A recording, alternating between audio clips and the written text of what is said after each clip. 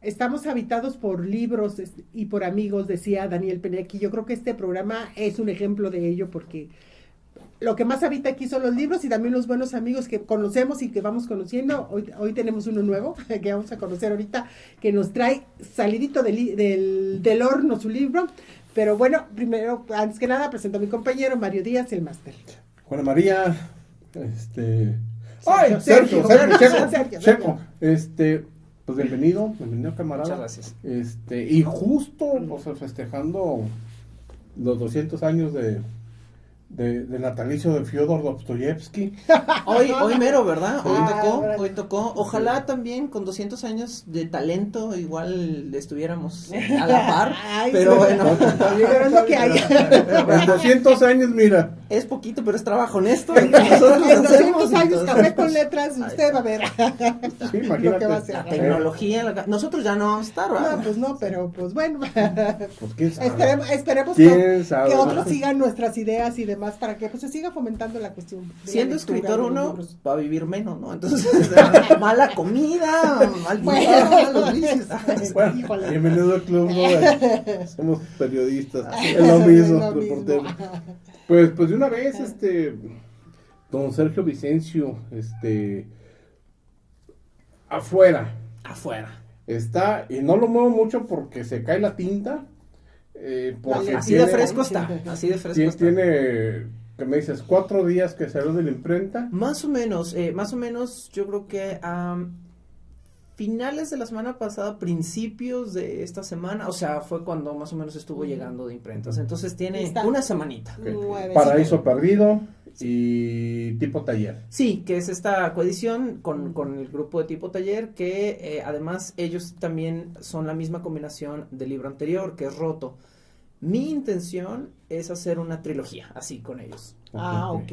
Yo ya he publicado otros libros con otras editoriales, en otros ámbitos, de otros tipos, pero es hasta ahorita, con esta colección, que como que me siento por primera vez como papá. O sea, me siento como que digo, esto es lo que esperaba, esto es lo que quería. Ah, qué chido. Bueno, es que desde Paraíso Perdido, pues indiscutiblemente Es calidad. Sí, calidad. estoy de acuerdo. Por eso el que estés aquí con nosotros, muchas gracias. Gracias. Y que nos hables son cuentos, son relatos, ¿qué son? Ambos libros, bueno, vamos si quieres hablando un poquito de Afuera, que es el bebé nuevo, ¿sí? Sí. Una vez que nace el segundo hijo, el primero ya no importa, ya se puede caer, Sí. le vamos a dar menos Sí, ya comida. creció, Ya ya creció, creció. que se vaya al mundo y que trabaje en una esquina. Pero tanto Afuera como Rotos son cuentos. Principalmente es fantasía oscura, que eso es lo que me gusta, ¿no? Algo limítrofe entre el horror y lo fantástico, ¿no? Que no sientas, que no sepas hacia dónde va la cosa, que te sientas incómodo. Me gusta incomodar, pero me gusta incomodar también a veces desde distintos ángulos.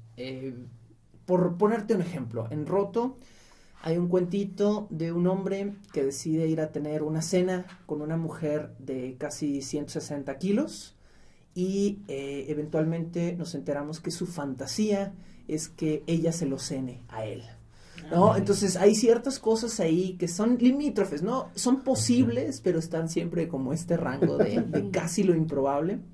Y Afuera es un poquito el mismo caso. Afuera son 8 relatos, todos breves, pero no tan breves como los de Roto, que son 13 relatos. Y en Afuera, un poquito la elección que tuvimos de forros es porque el primer y el último relato son ciencia ficción. Ah, ok. Y todo lo demás que está en medio es fantasía oscura. Entonces quisimos hacer como un sanguchito sabroso, donde quedaran los dos panes. El primer cuento es sobre astronautas y el último cuento es sobre un robot. Entonces hicimos un poquito ese juego con los forros y entre medio quedó pura mantequilla de maní jugosa y oscura. Ese es el objetivo.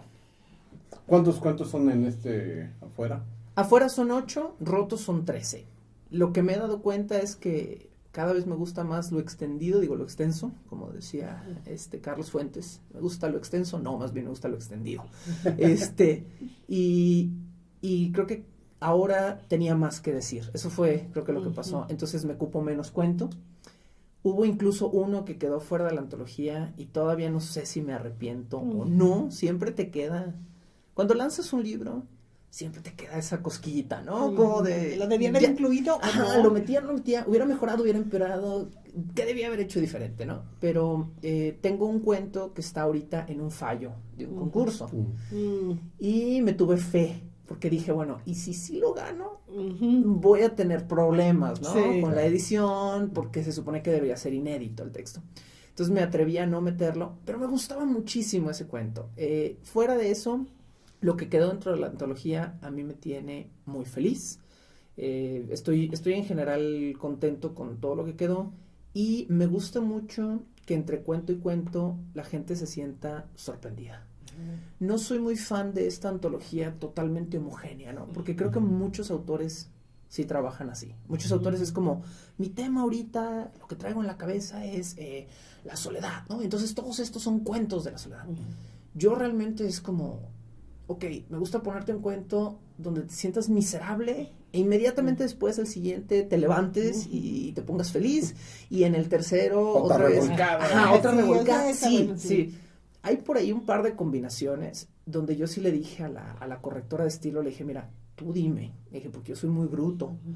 Si esta combinación de este cuento con este otro no funciona, házmelo saber. Y ella me decía, no, sí, jala, o sea, el sentimiento está chido, ¿no?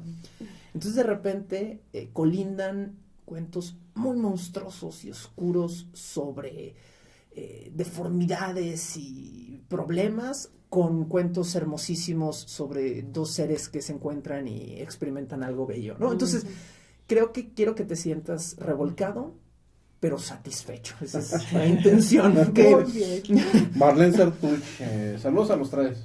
Hola, Ya. ya. Oye, y bueno, afuera, ¿es porque es el cuento, es el nombre de un cuento o es porque, bueno, todo lo que conjunta es algo que tiene que ver con cuestiones de afuera? Ok, déjame decirte dónde está la trampa. En ambas antologías, el título de la antología es el título del primer cuento, pero en ambos casos es una trampa, porque originalmente yo no sabía cómo ponerle, por ejemplo, a Roto, y en el último minuto, así cuando ya iba a despegar al avión, metí ese último cuento. Ese último cuento no iba a ir en la antología. Yo lo sentía muy verde, yo lo sentía muy fresco, me preocupaba, y en el último momento entró, y cuando entró en aquel entonces corrector de estilo, que era James Nuño, me dijo, ¿sabes qué? Creo que ese es. Y yo le dije, no, pero ¿cómo vamos a poner el cuento verde ahí? No, ese es. Y entonces nos lanzamos con Roto. En esta ocasión yo quería como dejar algo homogéneo y que continuara con una palabra, Roto y otra palabra, ¿no? Y otra vez tuvimos la misma bronca, no tenía título la antología, no sabíamos cómo ponerle, no sé qué. El cuento que era el primero, que era el de los astronautas, no se llamaba Afuera. No. Pero yo ya tenía metida la espina de que quería que fuera una sola palabra. Entonces, el cuento originalmente se llamaba Allá Afuera. Y cuando decidimos que iba a ser el que iba a principar, digamos, la antología, dije, bueno, pues sacrificio, le quitamos el allá, hacemos trampa otra vez y le pusimos Afuera. Y quedé muy contento también con ese cambio, me gustó mucho. Y la intención sigue siendo que eventualmente, en un futuro lejano, sean 3 libros y el tercero también sea una sola palabra y siga como con esta cuestión del diseño muy primario, ¿no? El rojo, el negro. Y estoy volteando mis obsesiones a que el tercer libro sea blanco. Cada cuando vemos unos forros que sean totalmente blancos, casi nunca. Entonces, como que quiero moverme para allá, pero tampoco sé si me atrevo a un libro tan estéril, no sé, que no invite, llame, ¿no? Porque Roto, por ejemplo, la gente lo ve en un librero y quieras o no, dices, ok, rojo llamativo y la calavera, la ¿no? Calavera, el título, o sea, por supuesto que el rojo sí te llama porque te llama, sí. Entonces, me da un poquito de miedo esta trilogía que el tercero cierre como estéril, vacío, pero al mismo tiempo cosas nuevas y diferentes, ¿no? Y la temática sería también así oscura. Siempre, bueno, a menos que algo me pegue muy fuerte en la cabeza o algo me pase y empiece a escribir cosas muy felices. Corín Tellado. Exactamente, no, sí, una cosa muy rosa, sí, sabrosa. Bueno. Pero no, creo que a pesar de que soy una persona feliz, me gusta escribir como este tipo de cosas muy perturbadas, ¿no? Desgarradoras. Sí. Ni siquiera te diría que es muy desgarrador, pero sí hay... Más bien perturbador. Algo, ajá, algo perturbador, siempre un filo perturbador, ¿no? Siempre los cuentos están al borde de que digas, "Ay, no sé cómo me siento con esto, ¿no?" Sí. ¿Les sigo? O espérate aquí tantito. Arellano Velasco, felicidades, Sergio. Arellano Velasco y creo que debe estarse conectando desde otra cuenta, pero creo que es mi esposa. Entonces, un saludo. Un saludo, luego nos vemos, espero. Sí. Muy bien. Entonces, digamos que tu temática principal generalmente en lo que escribes es así, como con ese tipo de cuentos, de historias más bien. Así que hacen como que el lector se estremezca un poco, ¿no? Sí, creo que si hubiera como un leitmotiv en todo lo que escribo, porque digo, aparte de cuento, un tiempo me dediqué a escribir guión de cómic. Y además de eso, recientemente, durante 3 años me he dedicado a escribir guión de cine. Entonces, fuera de la literatura, creo que si hay un leitmotiv en todo lo que hago, es como un poquito el tema del monstruo humano. Si hay un monstruo terrible, si hay una bestia brutal en la Tierra, a mí me parece que es el ser humano, ¿no? O sea, no los animales desconocidos en el bosque, no los monstruos al fondo del mar, sino la capacidad humana para hacer cosas horribles. Para ser humano, ¿no? Por ser, esa parte de la condición humana con la que lamentablemente tenemos que lidiar, ¿no? Entonces, los cuentos siempre giran en torno a la monstruosidad humana, y creo que eso es lo que los hace como perturbadores, ¿no? El susodicho roto titular de aquel libro es el cuento de un hombre que se da cuenta que está enfermo y comienza a ir con médicos y ninguno le responde. Y entonces empieza a ir con curanderos y chamanes y ninguno le tiene una respuesta. Y todos le dan cosas diferentes. Y es como una agonía de cada vez estoy más roto, cada vez estoy más podrido por dentro y no me puedo curar. Y en su desesperación y en su agonía un día mata a alguien. Y al matarlo mejora un poquito. Entonces este tipo se da cuenta de que va por ahí la cosa, y él se convence a sí mismo de que adentro de sí, en su pecho, vive una rata que se lo está comiendo.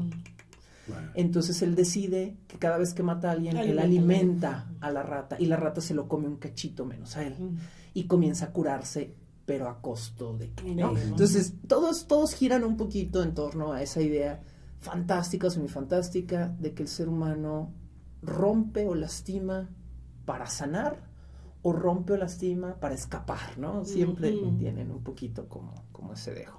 Ahora, ¿cómo es tú? ¿Tienes algún ritual para escribir o simplemente donde te agarre la inspiración? ¿O? No creo mucho en esa cosa que llaman inspiración, pero al mismo tiempo tengo que decir que sí recibo mucha fuente de ingresos de cuentos de lo onírico, de los sueños. Soy una persona que sueña mucho, muy mal. O sea, muy seguido tengo pesadillas, muy seguido soy inquieto, tengo el sueño muy ligero. Entonces, a menudo me levanto en la madrugada y digo, ¿qué cosa más horrible estaba soñando? Es perfecto, ¿no? Y es maravilloso, me funciona, ¿no? Qué bien. Por ahí tengo guardados uno que otro papelito que he escrito modorro a las 3 de la mañana, cuando me despierto y digo, qué cosa más horrible, y si yo lo sentí, ellos también lo van a sentir, ¿no? Entonces voy a escribirlo al día siguiente. Fuera de eso, de lo onírico, no hay ritual. Soy una persona, creo que se siente muy cómoda escribiendo cuento. Me siento muy pez en el agua. En otras áreas, la novela todavía me da un poquito de pánico. He escrito novelas, jamás he publicado una. Están ahí, les doy vueltas, las doro sobre el fuego y nunca queda a gusto. Pero con el cuento siempre me siento cómodo. Entonces, es muy derecha la cuestión. Casi siempre llego y ya tengo una idea de principio a fin. Todavía no tengo los detalles, pero casi siempre sé a dónde voy. Y me siento a escribir. Y casi siempre hago lo que llaman, o lo que yo llamo la vomitada, que es lo que salga. La primera volcada, así casi poseída, de texto, ¿no? En las palabras de Stephen King, todo primer borrador es una porquería. Y estoy de acuerdo. Entonces, saco mi porquería, la vuelco, las páginas que sean, y la abandono. Un rato. 2 semanas, un mes, lo que sea, lo que sienta que es necesario.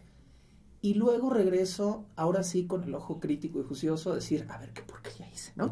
Y ahora que sí regreso, soy un ferviente creyente de que la escritura sí está en la reescritura del cuento, ¿no? La primera volcada puede o no ser buena, pero lo que vas a hacer en la última, eso es importante. Y como dice hay un cómico que me gusta mucho, que se llama Bill Burr, es medio agresivón el fulano, pero él dice que una broma es perfecta cuando ya no le puedes quitar una sola palabra. Okay. Y yo pienso que el punto ideal de un cuento es ese. No cuando ya no hay nada que agregarle, sino cuando de veras dices, ya le quité todo lo que le podía quitar, y creo que ahorita ya está empezando a funcionar como una maquinita, ¿no? En ese punto, casi siempre, lo vuelvo a abandonar. Y meses después, casi siempre, por culpa de un concurso o de alguna publicación, lo saco una tercera, cuarta vez, y digo, va a la última limpiada. Y por mucho que limpie uno, los verdaderos héroes son los correctores de estilo. No claro. puedes, o sea, yo creo que llega un punto como autor donde te vicias con tu propia literatura, te obsesionas con buscar errores y ya no lees. Y llega un punto donde ya no estás corrigiendo. Yo recuerdo precisamente con Afuera que justo a la correctora de estilo y a la editora yo les decía, ¿saben qué? Yo ya estoy lelo, o sea, yo ya no estoy viendo nada. Ya no veo. Porque me decían, a ver, te vamos a regresar los cambios y los vuelves a checar. Y yo veía, y ya veía así como borroso. Y decía, bueno, ¿sabes qué? Ya me voy a enfocar en los párrafos que me dijeron, porque ya no estoy entendiendo nada, ¿no? Creo que también el autor está limitado a eso, y siempre un libro tiene que pasar por un buen par de manos para convertirse en la cosa final y bella que termina siendo, ¿no? Pienso mucho también en Mary Shelley, ¿no? Que su primer Frankenstein de 1818, pues fue un fracaso editorial, ¿no? 500 ejemplares, nadie los compró, se murieron ahí, y 13 años la mujer corrigiendo, y pasó por manos de su esposo, y pasó por manos de editores, y en 1831 sale la gran obra de la literatura, y era el mismo libro, nomás necesitaba ese proceso, ¿no? Esa limpieza entre el autor y otras manos que jueguen ese voleibol mágico en el cual al final sí se puede ganar, ¿no? Sí, porque a veces el autor no ves, o sea, llega un punto en el que no ves esto, pues yo ya lo veo bien, pero también es quitarse ese ego de que a mí nadie me toca nada. Y de que yo, o sea, mi versión, no. Exacto, no. Sí, no. Creo que hay un acto de humildad también en la corrección. Un cuento que me gusta mucho de Afuera, que se llama A Tiempo. Es un cuento que originalmente me parece que tenía cerca de 2,000 palabras más. Y yo estaba felicísimo, o sea, a mí me encantaba el cuento y estaba súper feliz, este es el cuento final. Y hace como 2 años, año y medio, llegó una convocatoria de un concurso donde yo sentía que cuadraba ese cuento. Y dije, lo voy a mandar. Y la convocatoria tenía un límite de palabras. Y eran creo que 4,000 palabras el límite, y este cuento era 6,000 y cachito. Y yo dije, es que este tiene que ser, pero ¿cómo lo impono, no? Y me puse en un trabajo así como si uno agarrara un cúter y fuera desgranando un trocito de algo, así de mantequilla o de madera, y me puse a quitarle. Quedó al final, creo que como en 4,000, así como cerradas. Pero cuando le quité ese peso de encima y lo releí, dije, híjole, ahí está. O sea, ahí estaba el cuento. Sentí como que era una escultura muy bonita a la que le hacía falta una lijadita, ¿no? Y final. Y ahora como quedó en el libro, que es más breve, me encanta. Sí. Siento que también es un texto menos juicioso, porque a veces uno como autor no puede evitar juzgar a un personaje. Y eso es algo, por ejemplo, que yo les digo mucho a mis alumnos: no juzguen a sus personajes. Ustedes no, su chamba es escribir seres humanos verosímiles, no es castigar a los malos, ni beneficiar a los buenos. No escribimos literatura para enaltecer una cierta moral. Escribimos literatura para tener novelas, para hacer sentir algo, ¿no? O sea, un martillazo. Cada personaje tiene su personalidad y hay que respetar la personalidad. Exacto, ¿no? Entonces, siento que este cuento en mi versión larga yo estaba siendo bien juiciosillo con los personajes y que eventualmente en esta versión limpia los dejé ser totalmente. Y bueno, por dejarlos ser también les fue medio mal porque mis cuentos, pues de veras, sí tienen estos finales muy asiagos de repente, pero yo no los castigué, ahora fueron ellos. Entonces, pues quedaron los caros. Sí, ya saben cómo soy, para qué se meten. No, es que sí, y sí es difícil. A mí me ha tocado ver algunos libros, así que dices tú, híjole, si le hubieran dado una limpiadita a este libro, a este cuento, a esta historia, hubiera quedado perfecta. Pero, digo, como dices, hay autores que sí no les gusta. Y pues, sí, por ejemplo, vuelvo al tema ese de la FIL, ya sé que 2 años, a la última presencial. Ajá. Pues ya estamos como domingo, ya anda por cerrar, le dimos la última vuelta y encontramos a una editora, una escritora, una autora muy, pues emocionada, pues por su libro, ¿no? Y que va a hacer una trilogía, que va a hacer esto. Bueno, entrevistamos, y pues está padre, ¿no? Híjole, no, de veras, de los libros que me da coraje, porque yo digo, ¿cómo? El tema, pues, está interesante, bueno, es entretenido, tipo algo como El Señor de los Anillos, ese tipo de rollos, ¿no? Fantástico, ¿verdad? Pero el desarrollo de los personajes es muy forzado, tú ves los nombres y no, quiere decir Beatriz, o sea, bueno, nomás que le quito letras. Claro, sí, es Beatriz, pero sí, es Beatriz. Sí, okay. Y cosas muy, para ella, cuando me lo platicó, no, es que me senté y empecé, desde una sentada me lo aventé todo, muy chido, dije, no, pues que sí le faltó, una limpiecita. Que alguien lo leyera, que alguien lo leyera y que fuera crítico, ¿no? A ver, esto está mal por esto, vas aquí, mejor arregla esto. Incluso el mismo título era, no sé qué, como el proyecto de tal, el malo de la película, o el malo de no sé qué, ¿no? Sabes que el personaje principal lo van a calificar como el malo, ¿no? Pues realmente, pues es el chido, ¿no? Ajá. Entonces, desde entrada como que le tumba esa sorpresa, ¿no? Claro, sí. Sí, me da coraje volver a hablar de este tema. Pero hace falta mucho eso. Sí, eso es lo, ¿no? que debe entender mucha gente. Yo creo, por ejemplo, estos libros son, podríamos considerarlos co-autoediciones, porque la parte tipo taller pues son servicios editoriales, la parte Paraíso Perdido es la parte que son ellos, ¿no? Y estos libros han sido un amaciato raro entre lo que yo quiero hacer y lo que la editorial recomienda y guía. Sí. Yo no estoy para nada en contra de la autopublicación, que es el coco de mucha gente, ¿no? ¿Te autopublicas? Es porque no vales la pena como autor. Al contrario, o te autopublicas muy buenos. Y no hay criterio. No, yo creo que hay un balance bien padre entre decir, ok, esto es lo que yo quiero escribir y esto es lo que la gente está percibiendo de mi trabajo en un proceso de corrección. Y la versión final tiene que ser algo que case, ¿no? En medio de esas dos emociones. No puedes ser totalmente visceral con tu texto, ni puedes ser celoso, ¿no?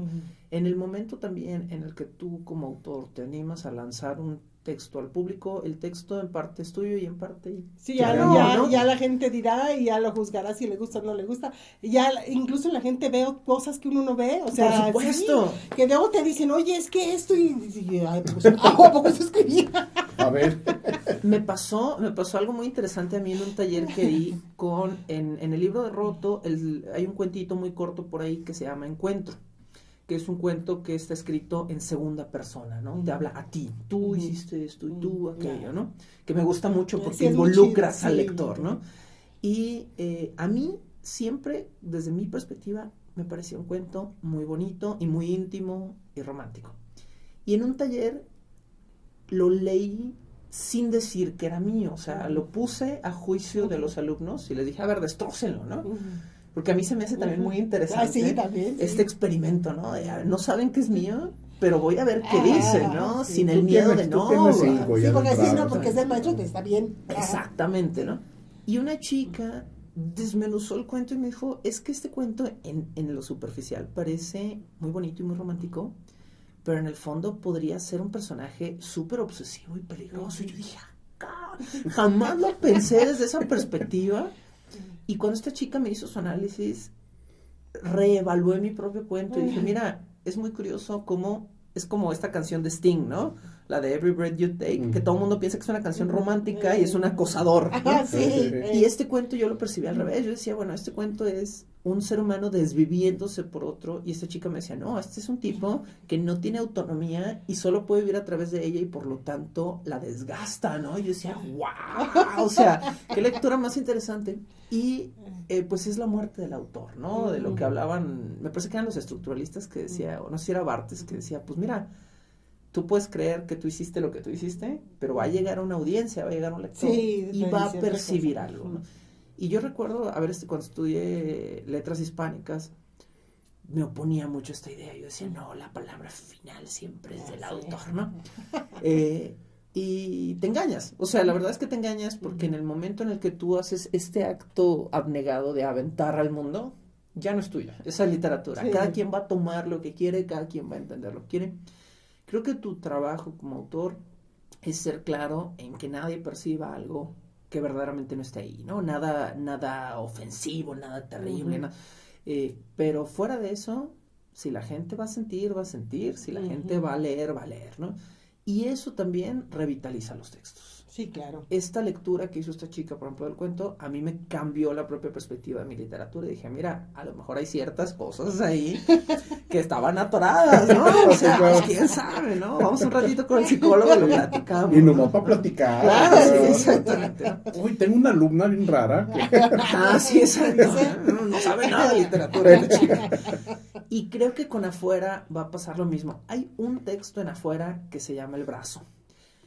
Me encanta ese texto, le tengo un cariño enorme, pero me da pánico porque me preocupa que se perciba mal también.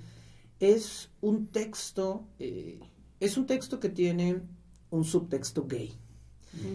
Y yo lo escribí, yo no soy gay, yo soy una persona heterosexual, pero lo escribí pensando en ponerme yo en los zapatos, en la intimidad de esa circunstancia.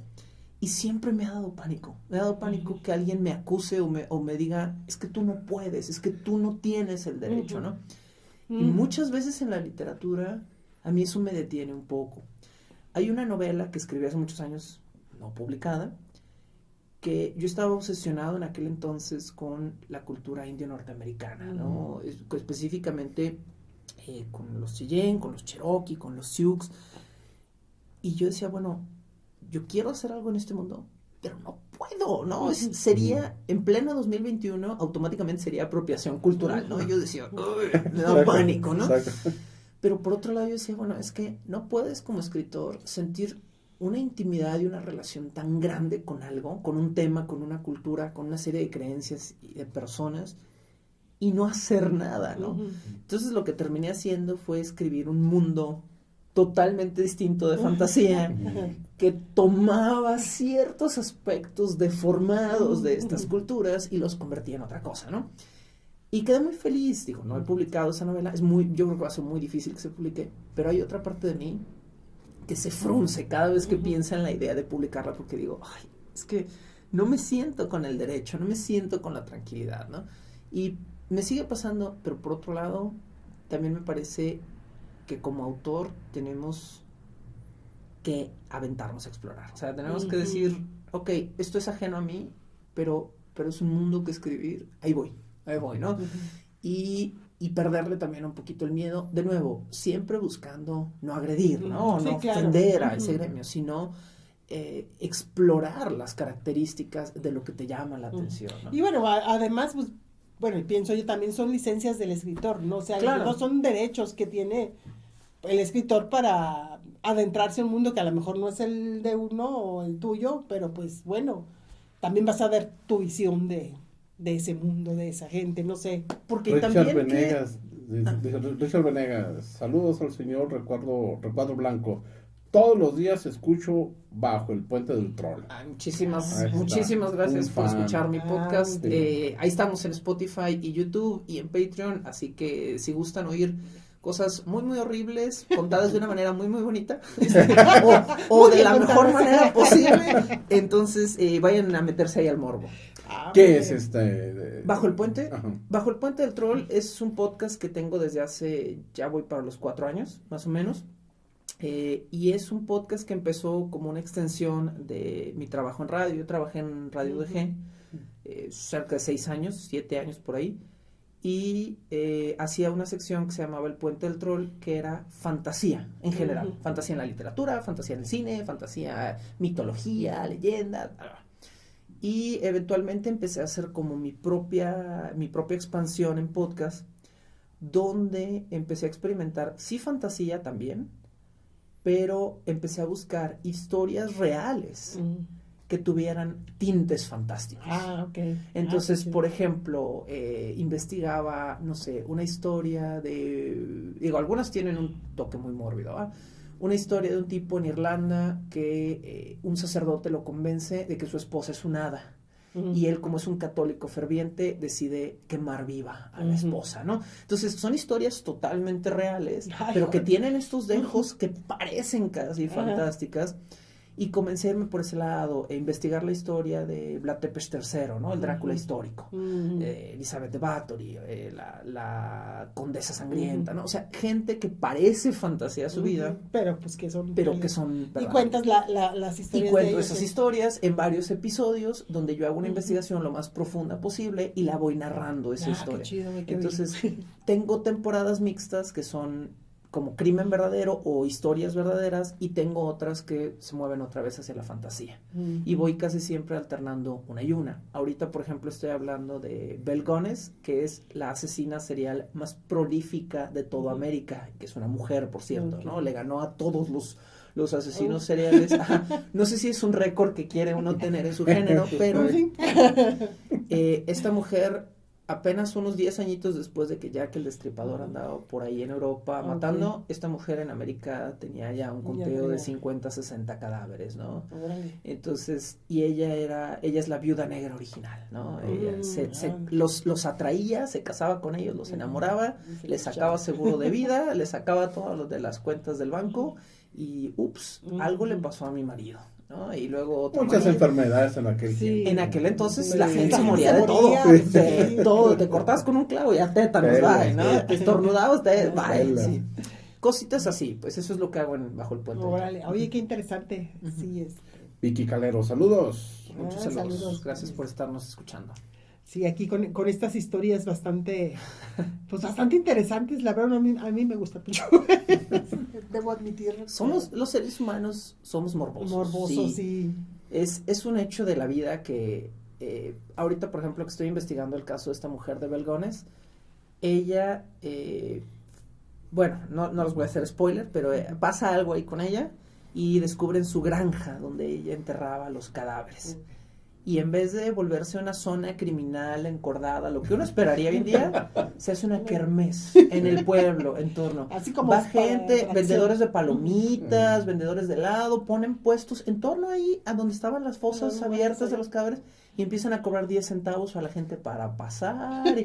Y dices, uno piensa, no, la gente en 2021 es más morbosa que... No es cierto. Siempre ha existido, siempre hemos sido así. Nosotros tenemos que en Puebla el socavón, ¿no? Pues el socavón que empezó a... Parte lo mismo, ¿no? Se está hundiendo la tierra y ahí vamos. A ver, ¿qué está pasando? Ahí está yendo a la gente y ya... Cayó un perro, no, el perro. siempre. Naturaleza humana al final. Y lo ves también, pues, en algún atropellado, en algún accidente, te detienes a verlo. Sí, que ahí sí me parece, o sea, por ejemplo, en términos de tráfico, eso siempre me da coraje, ¿no? Que dices, ¿por qué no está avanzando? ¿Por qué no está avanzando? Porque cada carro se para. A ver, asoma la cabeza y asoma la... Y así sea una llanta ponchada. Lo que sea, sí, lo que despacito, sea. Sí. Necesitan saber y voltear. Oye, bueno, me decías que tienes otros libros. Estos, digamos, ¿qué número de libros sería? Ahí sí me pillas con... Tendría que hacer un conteo. Híjole, ok, bueno, vamos a tratar de recordar algunos.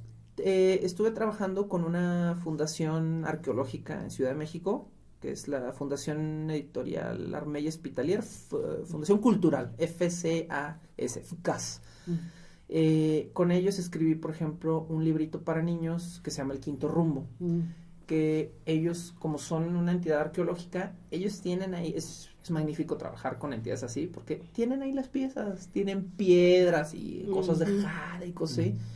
Y lo que ellos querían era explicar en una versión para niños esta idea del rumbo vertical, que es los 9 inframundos y los 13 cielos mexicas, ¿no? Bueno, nahuas técnicamente, ¿no? Entonces, lo que hicimos, o lo que yo hice, fue como una especie de divina comedia, viaje orfeico, qué chido, de un personaje que se llama Nahui, que a su chica muere en una guerra florida con una flecha perdida.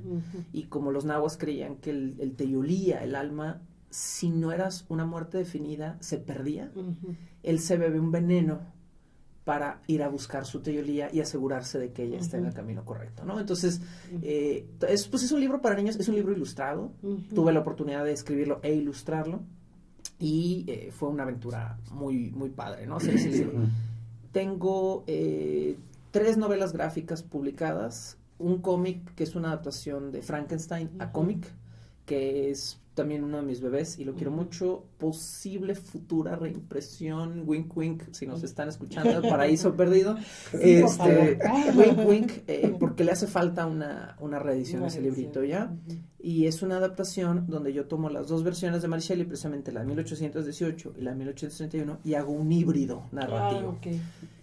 Tengo otra novela gráfica con la que me gané el premio Juice de novela gráfica en 2009, que se llama ¿cómo se llama esa? Ya se me olvidó. Larga historia de cama para una vigilia. ¿Cómo se llama? Ya no me acuerdo cómo se llama mi libro. No es cierto, ese era el título original. Pero bueno, es una novelita gráfica sobre un niño que también tiene que ir a vivir con una familia en Inglaterra y descubre que en el sótano de la casa donde vive hay un monstruo, ¿no? O sea, tengo cosas así, tengo algunos libros que son antología, pero realmente pues mis bebés literarios creo que son estos 2 canijos, ¿no? Más recientes, que son mis pollitos. Estos libros, como son coediciones o coautoediciones, yo tengo también mucha potestad sobre lo que son los forros y los diseños de los forros. Los diseños de ambos forros, por ejemplo, no el trabajo editorial, sino las ilustraciones son mías. Entonces, me gusta mucho también saber que el libro se va con la cara que yo le quiero poner al libro, ¿no? Y que no va a ser como, pues le pusimos una ilustración de Goya porque te la pelas, porque es lo que tienen todos los libros, ¿no? Y es como, bueno, está bien, pero yo quería otra cosa.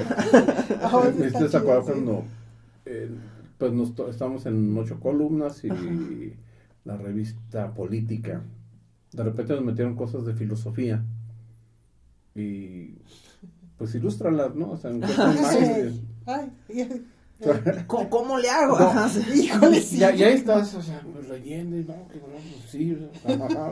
Esto es muy abstracto. ¿Cómo lo sí, no, tenemos un columnista en Efecto Espiral, igual, luego nos manda unos textos y qué foto le pongo. Sí, claro. Lo que yo hacía era muy sencillo. Bueno, la primera vez fue como muy complicado.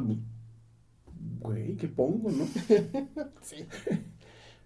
En la desesperación agarro un libro de ilustraciones. Es una cosa enorme, ¿no? Y es esta. No, pues ya lo escanearon.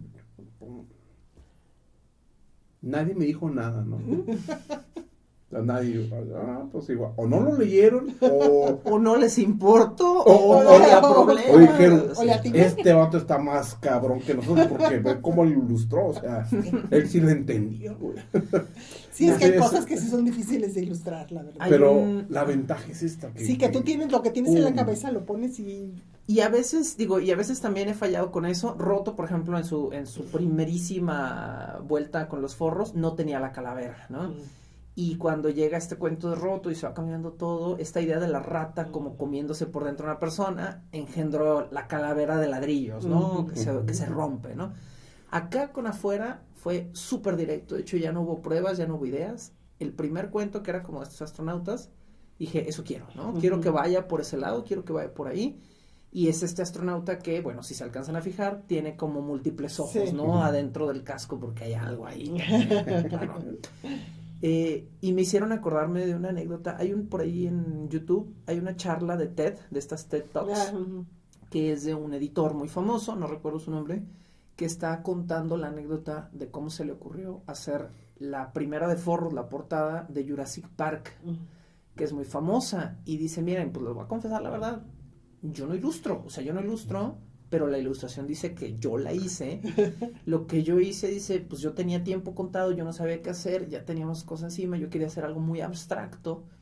Dice que él se inspiró en diseño editorial coreano, los coreanos siempre que puedan robarse, pasar por libros coreanos en la fil, híjole, es la cosa más gloriosa. No les entiendes, pero dices, qué maravilla. Bueno. Y su Stone siempre lo ponen muy bonito. Muy bonito, y siempre tienen esta onda de, bueno, si te esperas lo suficiente y nos ruegas lo suficiente, te vendemos el libro y los venden baratísimo, ¿no? Entonces yo siempre estoy como así mirándolos feo a ver si me venden un libro.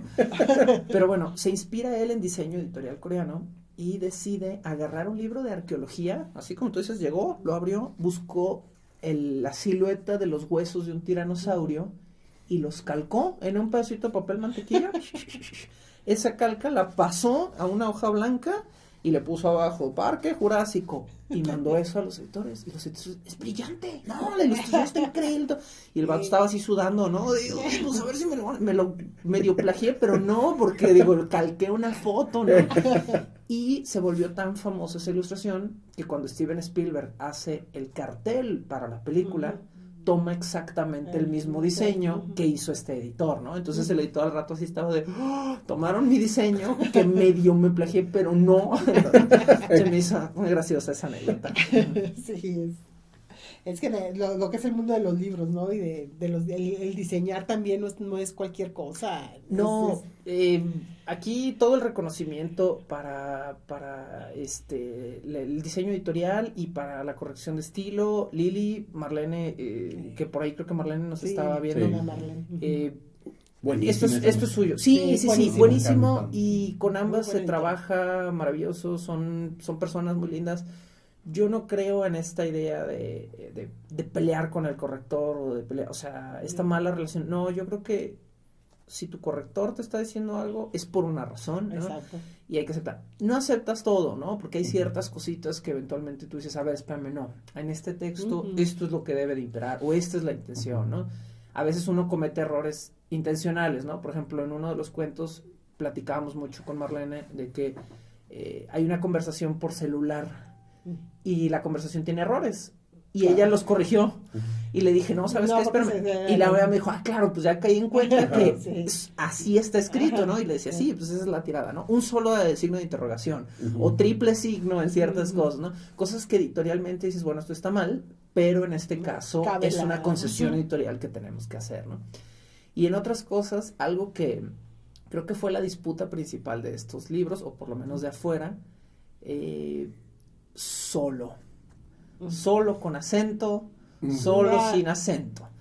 Yo doy clases pues doy clases de redacción, pero principalmente doy clases de guión de cine, pero me gusta mucho estar como muy al día con la norma, no porque la RAE sea la verdad absoluta, sino porque mi trabajo es enseñar, ¿no? Entonces yo siempre trato como de estar lo más al día. Y la última determinación es, solo ya no se exceptúa en ningún caso, a menos que sea extrema ambigüedad, ¿no? Y cuando me mandé el manuscrito, todos los solos que eran adverbios regresaron acentuados, ¿no? Y sí le dije a Marlene así como, no, era intencional que no lo tuvieran. Y entonces ahí estuvimos en un jaleo de, pero es que sí deberían, pero es que no deberían, pero es que la RAE se puede morir, ¿no? Y eso era como... Los viejitos. Ajá, y estoy totalmente de acuerdo que la lengua es de quien la trabaja, la lengua es del usuario. Si el usuario tiene una costumbre, esa es la costumbre que eventualmente 1000 años después va a imperar, ¿no? Pero también creo que uniformar las cosas hace más fácil la lectura, ¿no? Entonces, yo le pedí por favor a Marlene que elimináramos el acento del solo, y ella sí fue como, pues mira, voy a casi firmar de que yo no fui la responsable, ¿no? Y yo le decía, bueno, está bien, yo me hago totalmente responsable de esta aberración literaria, Pero es nada más ir como por lo más moderno de la norma, y a lo mejor en 5 años, ya conociéndolos, va a ser como, bueno, esta veña, pónganle otra vez, y otra vez le ponen. También yo crecí acentuando ciertas palabras que pues a nosotros nos enseñaron, ¿no? Guión, antes de que lo consideraran, que tenía ahí como este triptongo raro en medio y que es monosilábica. Toda mi vida acentuando guión, y ahora que doy clases de guión, pues ahora tengo que no acentuarlo, y es como, bueno, me cuesta. Sí, es difícil. Los monosilábicos, cuando yo estaba en la primaria, a mí me enseñaron que ciertos monosílabos se acentuaban, ¿no? Fui y ti, cuando yo estaba en quinto de primaria, todavía me decían los maestros, lo vas a acentuar, y ahorita los siguientes 15 años, no, ya no lo acentúo, es como, bueno, juegan conmigo, ¿por qué? Sí. Me voy de cantante del norteño. Sí. Y ya me olvido de las palabras. Luego también noto que aquí también tienes ¿La cabrita? una cabrita ahí. Ese es el logotipo bajo el puente del trono. Okay. Sí, como esta es una autoedición, digamos, con Paraíso, yo quería que también estuviera mi logo, ¿no? Que ese es mi logo. Entonces está la cabrita, que no es cabrita satánica, pero es cabrita. La cabra nace como es bajo el puente del troll. En los mitos nórdicos, los puentes es el lugar donde los troles viven debajo, pero es como su paso, su lugar de comunicación con el mundo real. Entonces ellos pueden estirar la mano y a veces agarrar una carreta o algo, y comen cabras. Entonces mi primer logotipo era un troll, y eventualmente fue cambiando a la pobre cabra, que es comida por el troll, y luego la cabra ya se hizo más sofisticada y le salieron alitas, pero ese es mi logo. Oye, es que cuando te busco... todo es la cabra, sí. Soy la cabra y yo... No creo que sea. Sí, soy la cabra. Sí, soy la cabra. No, pero está muy padre, me gustó mucho. Ese es el loguito. No, les pregunto yo a ustedes, no sé cómo estemos de tiempo y todo, ¿les gustaría escuchar... Sí. ¿Un cuentito de afuera? Sí, claro que sí. ¿Sí? No sé cómo estemos de tiempo. Ustedes échale, díganme, controlen, cállenme. Es internet, podemos hacer lo que queramos. Eso es la verdad. Sí. Esa es la verdad. Voy a escoger... Nomás nos faltó el café echado a perder, pero... No, pero ¿por qué echado a perder? Bueno. La cerveza. Voy a escoger uno que no está feo. Este está bonito. Este es un cuento que me pareció a mí muy lindo, pero también lo voy a escoger porque es el más breve de toda la antología. Antes dice Lili Preciado. Sí, aquí estoy también escuchándote. Un gusto trabajar contigo. Gracias, Lili. Sí, carita con corazoncitos. Pues Lili y Marlene, lo repito, son las responsables de que esto se vea tan hermoso como se ve, de que el no sé cómo decirlo en diminutivo. Astronautita brille, porque tiene su barniz a registro, que eso siempre me ha parecido muy mono y todo. También es como tú, ¿qué es el Cthulhu ese es un pulpito, pero sí, es con toda la intención de ser un cutulito. Cutulito, y no al revés, porque suena muy feo. Sí, exacto. Ahí sí me equivoco con el diminutivo, sí estamos en peligro. Bueno. Dice Luis Abadie cuando estamos hablando. No, pues que el Cthulhu, es que no lo dicen acá, y ese otro. Es un monosílabo. Luis Abadie es una de las conversaciones más interesantes y más peculiares que van a tener en toda su vida. Sí, definitivamente. Es todo un personaje. Luis Abadie es el verdadero nuevo autor del Necronomicon. Sí. Este cuentito se titula De Camino al Trabajo.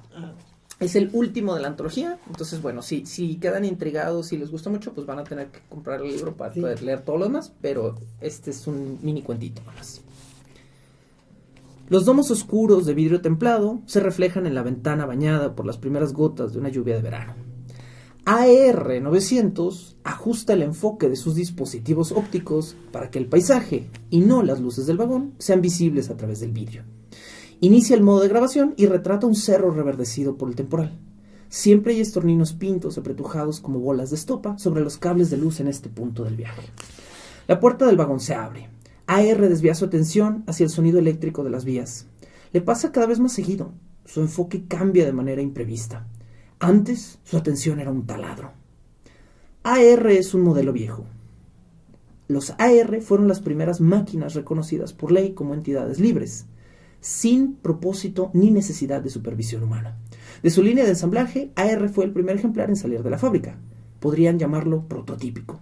Su procesador se estrenó frente a una audiencia que lo recibió con aplausos, fotografías y entrevistas curiosas que de alguna manera condenaron el sistema de comunicación del modelo. AR nunca fue bueno o hecho para hablar. Los medios se burlaron de la pobre imitación del habla humana que apenas lograba procesar, pero su chispa, como él la llamaba, era única. De alguna manera, AR era. Eso era lo importante. AR había sido por años. ¿Qué había sido? No estaba muy seguro. No un humano. Aunque ese fuera el objetivo a emular en su diseño original, AR ni siquiera pretendía hacerlo. AR divaga y lo nota. Corre un diagnóstico veloz. Su memoria le muestra, por menos de una milésima de segundo, una imagen física de los asientos del vagón 20 minutos atrás. La imagen se contrapone a otra recién tomada y su procesador encuentra las diferencias. Hay 2 pasajeros menos, una más. La más importante. Pelirroja, 24 años, 1,96 de altura, siempre a las 9:45 en miércoles. La aplicación de estado y salud de AR se centra en las mejillas de la mujer y le calcula unos 5 kilos de sobrepeso. AR desecha la información de inmediato. Sorpresivamente, su buscador cambia a modo seguro. Su procesador recorta rápidamente la imagen del rostro de la mujer y la monta sobre un cuerpo fisionómicamente similar, pero desnudo. AR termina el proceso a la fuerza y realiza una limpieza de emergencia. Por alguna razón, una copia de la imagen permanece en su disco duro y además se copia 3 veces. AR borra 2 copias, pero guarda la tercera en una carpeta bajo el nombre de Trabajo en Casa Personal. La protege también con contraseña. Sus receptores ópticos enfocan una parvada de estorninos sobre el cerro cuando el tren comienza a bordearlo. AR busca distraerse y lee en línea que, comillas, los estorninos son aves gregarias. Se unen en grupos grandes para evitar depredadores, pero dicho comportamiento es más común durante el invierno. Cuando los estorninos migran a climas cálidos, lo hacen en grandes números para evitar ser devorados por depredadores. Es raro para los estorninos pintos formar parvadas grandes en verano. Mientras el tren se mueve hacia el oeste, la parvada realiza una danza hipnótica frente a un cielo grisáceo. AR busca un patrón en el vuelo. La parvada se parte en 2. El grupo enorme es seguido por uno mucho más pequeño que no logra reintegrarse del todo con el otro. ¿Por qué un organismo vivo buscaría adaptarse a otro en el momento en el que la supervivencia no es un factor determinante? ¿Es costumbre?, se pregunta. No, es precaución. Es mejor formar parte de un grupo grande frente a un peligro potencial que integrarse después y ser rechazado. El micrófono de AR detecta una voz suave que proviene de unos asientos más adelante en el vagón. AR enfoca sus receptores de video y los sincroniza con su medidor de decibeles para hacer una gráfica en tiempo real. El sonido es casi imperceptible, pero lo amplifica la estructura del vagón. La mujer, 3 asientos adelante, apoya su frente en la ventana a tiempo que mira a los estorninos. AR mira su boca e intenta hacer una reconstrucción sonora. A, E, S, I, E, O. A, E, S, I, E, O. Luego de un instante, AR tiene la frase rearmada. Tal vez se sienten solos. Repite AR muy bajo con su torpe voz metálica. Al hablar, AR lo mira juiciosamente un anciano. No encuentra en la red un término adecuado para lo que la interacción lo hace sentir. Su bocina de comunicación no ha sido diseñada para el habla. Puede emitir sonidos limitados con un filo electrónico. Palabras como sí y tú son sencillas. La n y la m le resultan problemáticas. La p vicia por completo el imán de su parlante. Tal vez se sienten solos, piensa AR, y enfoca sus cámaras en la pequeña rendija entre los asientos hasta dar con el rostro de la mujer pelirroja, quien aún mira por la ventana. AR simula una conversación entre 2 entidades, una mecánica, una orgánica, que no necesariamente se corresponden con 2 figuras reales. Como su procesador no está limitado por un imán, en su cabeza la charla fluye claramente. La entidad orgánica habla primero. Tal vez se sienten solos, dice. 2 parvadas distintas, con miles de estorninos cada una, pueden mezclarse en el aire a gran velocidad sin que ninguno de sus miembros choque en sí. Es hermoso, dice ella. Es una excelente programación. No, creo que es solo una buena comunicación entre ambas partes. El anuncio de la llegada a la siguiente estación pone un alto a la simulación de AR900. 2 paradas más hasta su destino. 9 kilómetros a una velocidad de 75 kilómetros por hora. Él y la mujer pelirroja se separarán otra vez dentro de 5 minutos. Ambos bajarán del vagón por puertas distintas, como lo han hecho las anteriores 144 veces del año. Ella caminará hacia la derecha para transbordar hacia Ciudad Central. Él saldrá por la izquierda en dirección a la zona industrial. Y repetirán ese ritual el miércoles siguiente, cuando ella aborde el tren a las 9:45. AR mira a los estorninos. Sin procesarlo mucho, sin darse cuenta, sube el volumen de su altavoz. «Se sienten solos», dice. Esta vez lo hace en un volumen estridente y su bocina deforma las palabras. Casi todos en el vagón lo miran antes de seguir con sus vidas. La mujer pelirroja, empero, mantiene sus ojos fijos en él por 3.9 segundos más que el resto de los pasajeros. AR desvía sus cámaras hacia un asiento vacío. Quisiera tener una vieja revista de papel o un diario impreso, como los de las películas, para esconder el rostro detrás de él. El tren se detiene en la siguiente estación y el GPS de AR busca una ruta alterna para caminar desde ahí hasta la zona industrial. Pero sus cálculos terminan justo cuando la puerta del tren se cierra de nuevo. AR mira los últimos estorninos de la parvada desaparecer tras los cerros fosforescentes. Su indicador de visión periférica le avisa que la mujer pelirroja aún lo mira entre los asientos. AR comienza a calcular la distancia restante de su trayecto. Sin despegar sus cámaras de la ventana, actualiza su calendario, revisa su lista de pendientes, incluso corre un programa del clima para estimar la humedad dentro del vagón. Todo con tal de no mirar en dirección a la chica. Sus piernas tubulares se sienten rígidas. Claro que siempre están rígidas. La única diferencia es que esta vez las comillas siente. AR se pone de pie antes de lo necesario en el vagón y en vez de caminar hacia la salida óptima para llegar a la zona industrial, se aposta frente a la salida derecha del vagón, donde lo alcanza la mujer, cuyo gorro verde está varios grados ladeado sobre su cabeza. AR depura su código, revisa la existencia de un posible malware, borra cookies, limpia carpetas, regula la temperatura de su procesador, apagando procesos innecesarios. Su sensor de visión periférica le lanza una nueva alerta de interacción. Al enfriarse de golpe, las junturas de sus extremidades dejan escapar un poco de aceite. Temeroso, AR desconecta de inmediato su sistema de irrigación y su bomba hidráulica se detiene ¡tum!, con un sonido bofo que arranca algunas risas en el vagón. Vergüenza. La palabra aparece frente a su campo de visión en rojo, titilando. De inmediato, su motor de búsqueda le muestra búsquedas relacionadas. Vergüenza, sentir vergüenza, avergonzarse, estar avergonzado, hacer el ridículo. Después, la búsqueda brinca a sentir, transitivo, percibir una sensación proveniente de un estímulo externo o del propio cuerpo, percibir o notar algo, experimentar o reconocerse. Sin notarlo, AR aprieta el tubo metálico del que se sostiene en el tren y lo abolla ligeramente. Pero el daño ya es irreparable. No habrá otra opción más que cambiar la pieza completa. El sistema del tren seguro alertará a las autoridades y vendrán por él. Lo enviarán a revisión, lo encontrarán deficiente y lo apagarán para siempre. Venderán su núcleo de poder como chatarra en una tienda de visores virtuales de segunda mano y un hombre de rostro rojizo comprará la pieza seguramente como refacción para su licuadora favorita. Y el tren se detiene y las puertas se abren.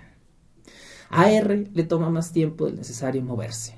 Avanza lento, dejando que varias personas molestas lo pasen de largo o que lo empujen sin poderlo mover. AR mira a la chica pasar y entonces repite. Tal vez se sienten solos. Pero de su parlante brota un sonido muy tosco que más bien suena como AGGT oro. La mujer roja no se detiene. Ni siquiera pareciera haberlo escuchado. Algo no mecánico se rompe en el interior de AR. Otros pasajeros lo esquivan a conciencia, pero es como si ella lo ignorara por completo. Vuela lejos de la parvada, vuela en un grupo aparte. 2 parvadas distintas, con miles de estorninos cada una, pueden mezclarse a gran velocidad sin que sus miembros se choquen. Procesa AR y siente el impulso de 1.000.000 de aves volar dentro de su núcleo. AR entonces alcanza a la mujer y valientemente le toca el hombro. Ella se disculpa con un ademán y hace un gesto como indicando que él puede pasar primero si lo desea. AR se convierte en un pilar rígido de concreto y no puede moverse. Ella sonríe con la boca torcida, Levanta ambas cejas y encoge los hombros como diciendo, no entiendo. AR repite la frase del tren, que esta vez sale más entrecortada que nunca de su bocina.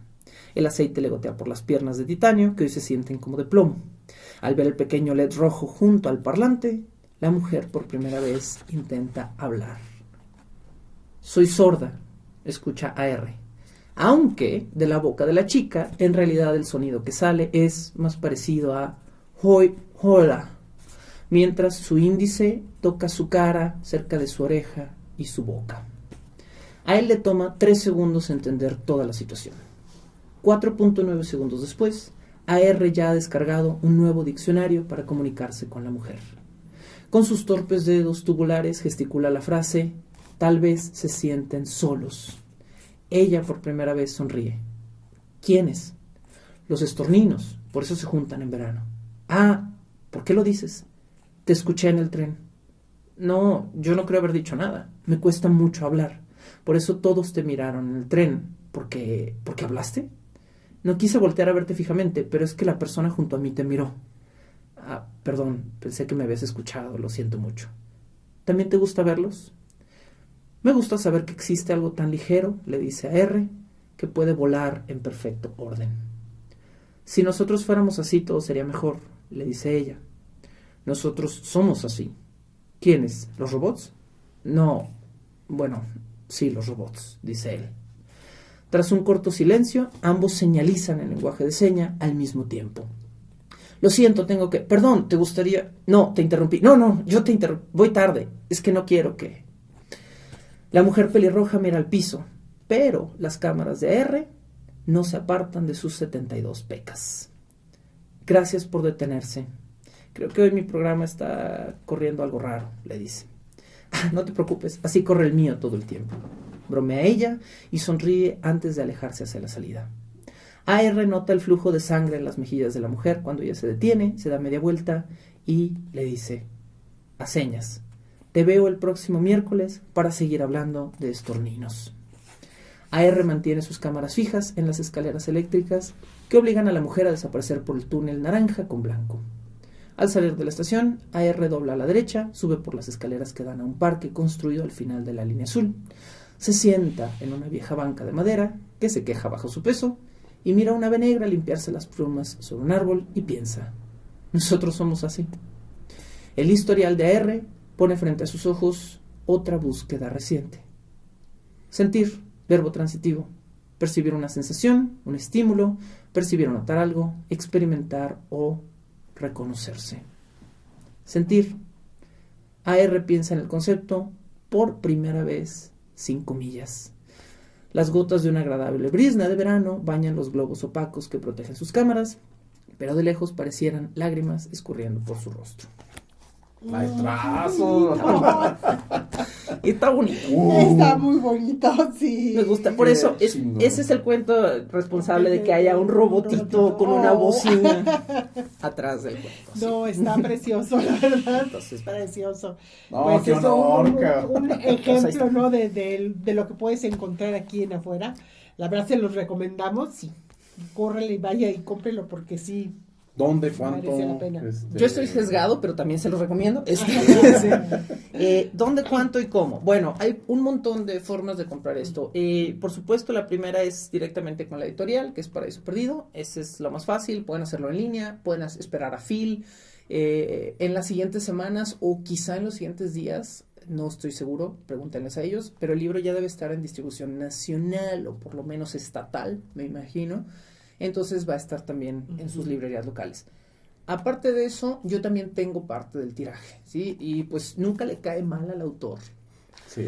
que le compren directamente sus copias, porque te quitas también de esta cuestión de que Gombil y Gandhi, que son estos monstruos, ¿no? Se quedan con el 50% del libro y la editorial el 20%, y entonces al autor le llega el monederito, ¿no? Pero si quieren comprarlo directamente también conmigo, a través de mis redes sociales, estoy en Twitter y en Instagram como @recuadroblanco, que es como me pueden encontrar. No tengo Facebook, lamentablemente, una disculpa aquí para los presentes, que hago aquí, ¿verdad? No tengo Facebook, pero @recuadroblanco, ahí me pueden buscar, me siguen y, o sin seguirme, me mandan un mensajito directo y me dicen, oye, quiero el libro. Y yo trabajo directamente con un servicio de paquetería que es súper barato, que cuesta 30, 40 pesos hacer envíos en la zona metropolitana. Y ellos me distribuyen estos libros, entonces me depositan directamente a mí el costo del libro y yo les hago llegar por una cantidad muy módica este libro. El libro tiene un costo de 210 pesos, ese es el precio general. Y ahorita por Buen Fin les llega a su casa con envío de mi parte por 250 pesos, ¿no? Que es 40 pesos lo que se está cobrando de envío rebajado. Entonces, pues esa es una de las pues maneras aprovechar de- también, mira. Pues sí, De podemos una hacer vez. Ahí está de roto. una vez. De hecho, también por Buen Fin tengo mi paquetito ahorita de que si me contactan por redes sociales, son los 2 libros ya con envío por 350, Ah, muy que bien. pues eso es un descuento como de 40, 50 pesos en roto, ¿no? Entonces, La verdad que sí vale la pena muchísimo. Los dos Y libritos por muy buen 3.50. precio. Sí, Y está súper qué, bien. y qué calidad, chingada. Sí. O sea, de se veras, llevan qué algo honor, bonito, qué se llevan honor, algo sí. bonito. Qué Eso honor es haberse la escuchado. Y Sí. también si algo no les gusta, si algo no les parece, háganmelo saber. Se aguantan. Yo soy, sí, no, pero yo soy un autor muy abierto que siempre les dice, bueno, quiero saber cuál fue tu favorito, pero también quiero saber qué no te gustó, Ujú. qué hicimos mal, ¿no? Que en el futuro no gusta si gusta, no porque la literatura sea un acto de complacencia, sino porque también para mí es muy interesante entender qué hace leer a la gente en México. Ujú. Eso es muy difícil. Sí. La gente, si no es la gran novela bestseller adaptada a televisión 7 veces ganadora del Emmy, no te va a leer un libro. Porque no lo han escuchado ya que lo digan Sí. y lo repitan. Bueno, yo voy afuera. Ok. Esto roto. No, la verdad es un honor haberte tenido. Muchísimas Maravilloso, gracias. maravilloso. Me encantó el cuento, me súper encantó. Qué bueno. Me supongo que todos los demás están igual, ya veremos, pero no, sí. no tan bonitillos. No, pero más bueno, bien con la un dejo calidad de lo bien oscuro, escrito, sí, pero además sí. que como dijimos en un principio, leer un libro de Paraíso Perdido, pues es una garantía de que la calidad, Eso es. no hay duda. Sergio, nos dio mucho gusto que nos hayas acompañado. Muchísimas Nos gracias. Este es de los primeros que tengamos el libro aquí para que ustedes lo vean y platiquemos de él. Y pues bueno, muchas gracias. Y ustedes ya saben, la próxima semana tienen una cita aquí con nosotros en Café con Letras. Nos vemos el próximo jueves. Yo no, pero yo sí.